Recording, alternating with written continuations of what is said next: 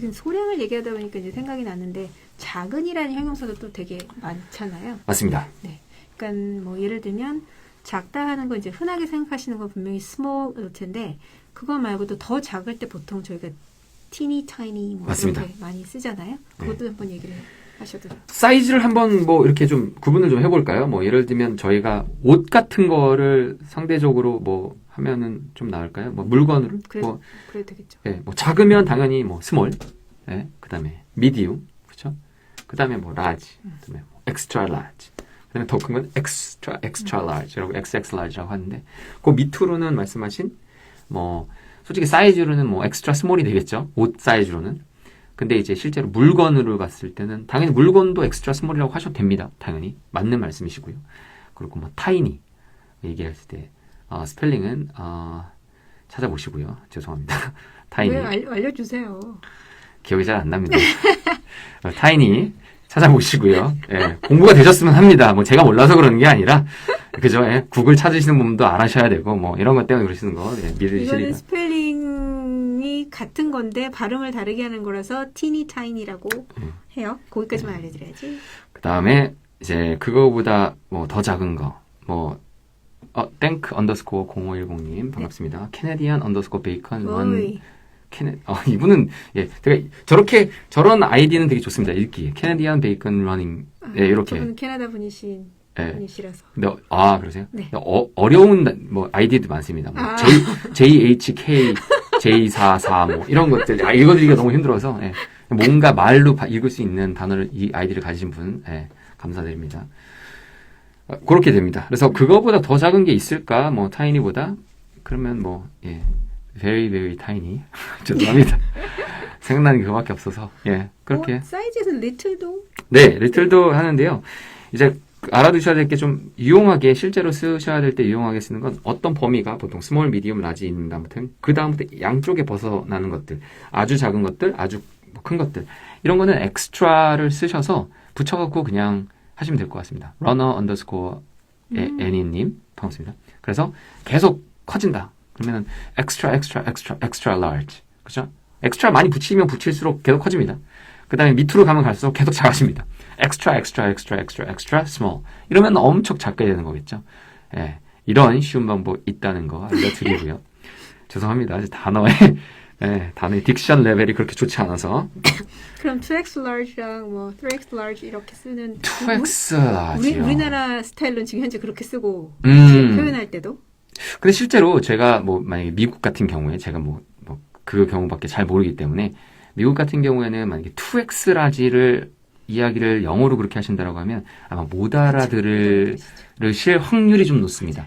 근데 뭐 알아들으실 수도 있겠죠. 뭐 2x large니까요. 근데 보통은 xx large 아니면은 extra large라고 하셔도 되고요. 그런 정도가 더 일반적으로 알아듣기 쉽지 않을까라는 생각 해봤습니다. 그럼 그것도 한번 해볼까요? 이제 옷을 사러 갔는데 내가 보기에는 저 옷이 내보다 작아 보여서 저 이것보다 하나 큰 거 있어요? 뭐 이렇게 물어본다고 할 때. 그럴까요? 그러면 제가 딱 갔는데 옷을 딱 받았는데 너 이거보다 큰 거 있어? 라고 물어볼 때는 이렇게 하시면 어떨까 합니다. Do you have 여기까지는 너무나 쉽지 않습니까? 너 그거 가지고 있어? Do you have 뭔가를 가지고 있는 걸 묻는 거잖아요. Do you have 뭘까요? 다음에 Do you have a larger 큰 거잖아요. A larger size 그렇게 그냥 끊어줘도 되고요. Do you have a larger one? 원이라는 건 그냥 숫자 1이긴 한데요. 그냥 그럴 때도 쓰지만 어떤 거 그냥 하나를 뭔가 지칭할 때 자주 쓰이는 겁니다. 그래서 만약에 thing을 쓰시게 돼도 말은 되는데 그거보다 one을 더 잘 쓰게 되죠. 그러니까 larger, good 아니면 larger 뭐 t-shirt 내가 원래 얘기하려고 하는 그 문장에 쓸 그 명사를 지칭해서 쓰기가 되게 좋은 게 one이라서 아니면 그냥 larger one이라고만 그냥 하시면 사실 제품 중에 그 어떤 게 들어가도 상관이 없는. 뭐 그러고 난 다음에 작은 걸 좀 찾고 싶다. 그러면 Do you have 당연히 앞에는 쉽죠? Do you have anything smaller? 안녕하세요. WHCrow11님 반갑습니다. 오셨군요. 그래서 Do you have anything smaller? 너 이거보다 작은 거 다른 거 혹시 가진 거 있어? 라고 물어보겠죠. 근데 물어보는 방식들은 굉장히 다양한 것 같습니다. 사이즈를 뭐 저는 그냥 그것마저도 생각이 안 난다라고 하면 제가 미디움을 봤는데 저는 small을 찾고 있으면 do you have small for this? 그쵸?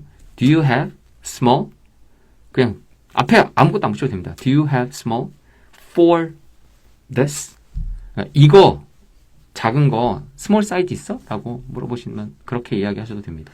지금 이 this에도 그 one을 붙여서 do you have 뭐 small for this one 뭐 이렇게 하셔도 되고. 보통은 실제적으로 이 전화 영어 같은 것들이 좀 힘들다라고 많이 하시는 것들이 실제적으로 비대면으로 하시면 보통 사람분들이 이야기를 하실 때 커뮤니케이션의 약 절반 이상이 보면서 이 비주얼이거든요. 예를 들어 do you have small for this one? 이렇게 얘기하면 가르칠 수도 있잖아요. 이게 무엇인지 실제로 이야기를 안 하고 그냥 대명사로 this, that, 뭐 one 뭐 이렇게 다 이야기를 할 수가 있는데 실제적으로 아무것도 보지 않고 비주얼 큐가 없이 그냥 전화로 대화를 할 때는 이게 좀 많이 어렵습니다. 그래서 뭐든지 설명을 해야 되고 그리고 센텐스도 길어지고 그리고 설명도 아주 명확하게 해줘야 되는 경우가 있기 때문에 많은 분들이 전화 영어가 난이도가 상당히 높다라고 느끼시는 부분도 이제 그런 부분이 아닐까 싶습니다. 제가 생각해도 그래요. 왜냐면 누군가랑 말을 할 때 대면이 되면 그 사람의 표정을 읽을 수가 있고 맞습니다. 그리고 이제 저희가 제스처를 쓸 수가 있는데 맞습니다. 전화는 그게 하나도 안 보이잖아요. 네, 전혀 되지 않습니다. 그러니까 이제 지금 조금 더 개발이 된 게 뭐 줌이나 뭐 이렇게 해서 이제 화상으로 볼 수 있는 거 이제 그건 혹시 이제 대화가 편해지는데 이제 전화는 무조건 모든 걸 목소리를 들어서 내가 확인을 해야 되기 때문에 맞습니다. 사실은 일정 레벨이 되지 않았을 때 경우에는 전화가 훨씬 좀 배우기가 까다로운. 제가 한 가지 팁을 드리자면 저는 뭐 집에서도 좀 가끔 쓰긴 하지만 이제 애플이나 뭐 아니면 삼성 같은 경우는 뭐 빅스비일까요? 애플 같은 경우는 실이고요. 네. 그러면 이제 기능 중에 뭐 Hey Siri 아니면은 뭐 Hey Bixby 뭐 이런 거 하지 않습니까? 근데 이거가 한국말로 해놓으시지 마시고요. 실제로 언어 세팅을 영어로 해놓으신 다음에 집에서 Hey Siri 하시고 할 수 있는 문장이 생각보다 많습니다. 이 빅스비는 어떤지 모르겠습니다. 근데 뭐 애플은 굉장히 많습니다. 뭐 예를 들어서 제가 잘 쓰는 뭐 set alarm 알람 세트해줘. Hey Siri, set alarm at 8 p.m. tomorrow. 뭐 이렇게까지 그런 단어를 하면 발음을 어느 정도 정확히 내주고 알아듣게 해줘야 스위가 반응을 하기 때문에 그럼요. 스위가 그렇게 반응을 해서 실제로 알람이 세팅이 되고 그리고 뭐 메시지 읽어줘, 뭐 유튜브 켜줘, 뭐 이런 것들을 집에서 혼자서 당연히 약간 속된 말로 쪽팔림 없이 시리와 함께 연습을 하실 수 있다는 점. 네. 잠깐 이렇게 조금 주의하실 건 발음을 정확하지 않게 하셨을 경우에는 네. 걔가 못 알아들어서 아니 발음 정확하게 해도 못 알아듣는 경우 있습니다. 네, 그러니까 오해하지 마시고.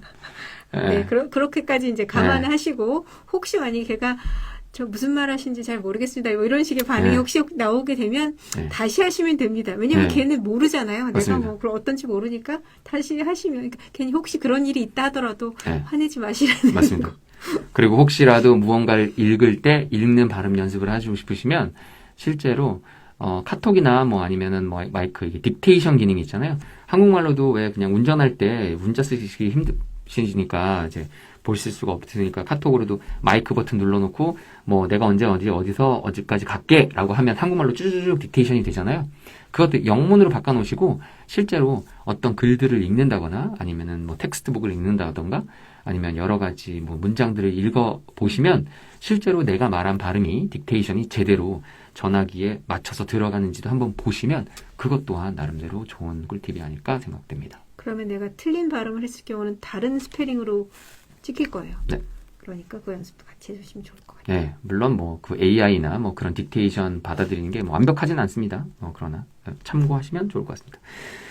저희가 5번째 해봤고요. 지금 벌써 12시 40분입니다. 저희가 일단 준비해 놓은 거는 여기까지 정도 하고요. 그래서 제가 요 이후에는 뭐 잡담들 할 것 같습니다. 한 20분 정도.